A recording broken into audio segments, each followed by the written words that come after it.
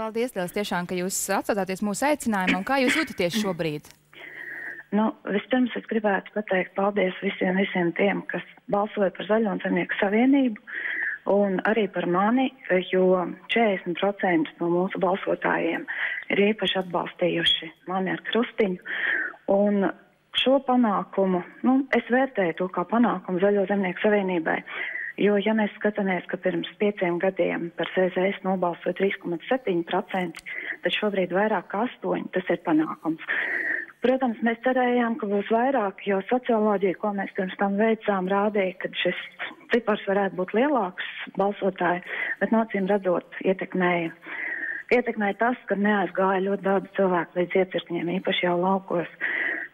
Otra lieta, ko es gribētu teikt, es arī skatījos jūsu raidījumu no sākuma, ka Zaļo zemnieku savienība bez šādas reklāmas kampaņas, es domāju, šo vienu mandātu nebūtu dabūjusi. Reklāmas kampaņa mums bija pietiekami budžetīga, jo mēs neizmantojām visdārgākos mēdījus, Jūs varat atklāt, cik tā jums izmaksāja? Tāpēc, teiksim, šī vēlētāju uzrunāšana aktīvā to rezultātu ir devusi. Par to man daudz sūta ziņas šobrīd un jautā par grupām, kurās Griguls kundze, pirms mēs pārējām pie grupām, vai jūs varat pateikt, cik jums izmaksāja šī reklāmas kampaņa, vai varat atklāt? Es varu pateikt tā, ka tas būs noteikti likuma ietvaros, norma ietvaros, un šobrīd tiek apkopot rēķini pēdējie, kas vēl ir jāapmaksā. Tā kā kampaņa nebūs ne tuvu no dārgākajām. Aptuveno summu, cik jūs paši lēsāt, cik jūs varat tam atļauties maksāt naudu? Cik mums naudiņa ienāca kontā, tik mēs arī samaksājam. Šobrīd ir kaut kādi 150 000. Varbūt višķiņi vairāk, bet to es nevaru jums pateikt, jo neesmu bijusi grāmatvedē, neesmu satikusi. Bet atgriežoties pie grupām... Griguls kundze, vēl pavisam īsi par kampaņas... Pabeigsim par kampaņu. Par kampaņu tomēr.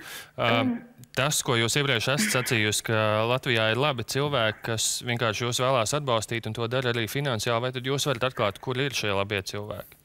Ingas kundze, jūs man šodien uzaicinājāt sociālos tīklos par draugu. Tā kā es apstiprināju, es uzskatu, ka mēs esam draugi, vai ne? Vai es drīkstu pabeigt to, ko es gribu pateikt? Šobrīd notiek konsultācija ar dažādām grupām, kas man ir uzrunājusi strādāt, jo es saprotu, ka arī viņiem ir interesanti bez iespējas vairāk deputātus piesaistīt. Šonedēļ tas beigsies, mēs zināsim gan kurā grupā, gan kurā komitejā. Par kolēģiem runājot, tiem, kas sēž pie jūsu galda šobrīd, es varu teikt, ka šī komanda acīm redzot būs viena no spēcīgākajām, kas ir Eiropas parlamentā. Griguls kundze, kurā grupā jūs pati vēlaties strādāt? Es jums saku, šobrīd notiek konsultācija. Ne, bet kurā jūs vēlaties? Būs rezultāti. Jūs būsiet pirmie, kas uzzināt. Visu cieņu gan vienotības pārstāvjiem, gan Zīles kungam, kurš ir ļoti godājams un labs stratēģis, tālredzīgs politiķis. Un šobrīd, manuprāt, galvenais jautājums būtu par to, kā mēs visi 8 varētu aizstāvēt Latvijas intereses. Nevis runāt par politiskām piedarībām un partijām. Un, manuprāt, man tāds priekšlikums būtu Dombrovska kungs, kā uzvarētāja partijas vadošais cilvēks. Varbūt viņš varētu izdomāt kādu formātu, kā konsolidēt visus mūsu deputātus. Griguls kundze, tad, kad jūs beidzot satiksiet aci pret aci Dombrovska kungu, es ceru, ka jūs par to arī runāsiet, bet es tomēr, Griguls kundze, vēlētos dzirdēt atbildi uz jautājumu, kurš tad bija tas labais cilvēks, kas finansēja jūsu kampaņu. Paldies jums liels.